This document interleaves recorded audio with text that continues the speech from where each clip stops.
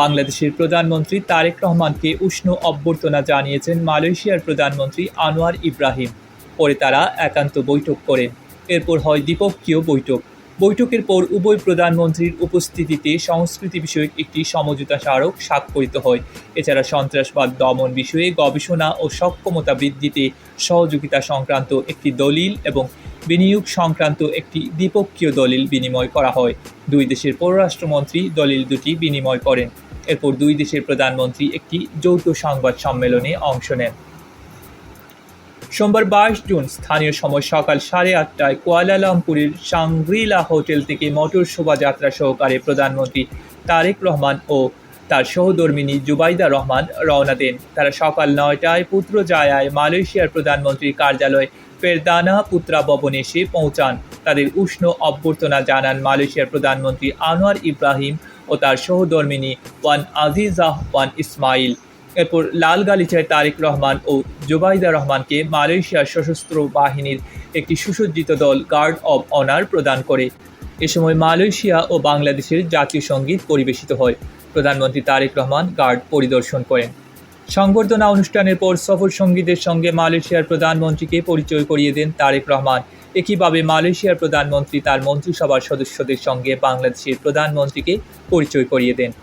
পরিচয় পর্বের আনুষ্ঠানিকতা শেষে ভবনের প্রবেশপথে পরিদর্শন বইয়ে স্বাক্ষর করেন তারেক রহমান। পরে উভয় প্রধানমন্ত্রী একান্ত বৈঠকে মিলিত হন। স্থানীয় সময় সকাল 9:30 মালয়েশিয়ার প্রধানমন্ত্রীর কার্যালয় পেরদানা পুত্রা ভবনের 5ম তলায় এ বৈঠকে বসেন তারা। একান্ত বৈঠকের পর দুই দেশের উচ্চ পর্যায়ের বৈঠক শুরু হয়। বাংলাদেশ ও মালয়েশিয়ার প্রধানমন্ত্রী এ বৈঠকে নিজ নিজ দেশের প্রতিনিধি দলের নেতৃত্ব দেন।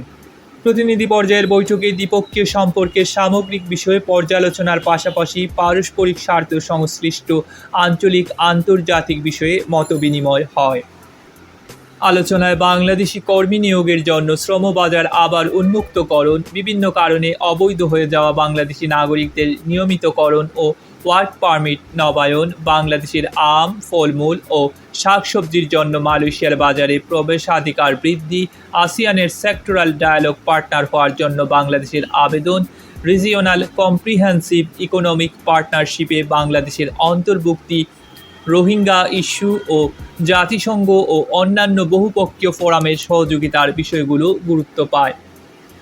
বৈঠকে পররাষ্ট্রমন্ত্রী খলিলুর রহমান, বৈদেশিক কর্মসংস্থান মন্ত্রী আরিফুল হক চৌধুরী, জ্বালানি ও বিদ্যুৎ প্রতিমন্ত্রী অনিন্দ্য ইসলাম অমিত, পররাষ্ট্র উপদেষ্টা হুমায়ুন কবির, অর্থ উপদেষ্টা রাশেদ মাহমুদ তিতুমির, শিক্ষা উপদেষ্টা মাহাদি আমিন, পররাষ্ট্র সচিব আসাদ আল সিয়াম উপস্থিত ছিলেন।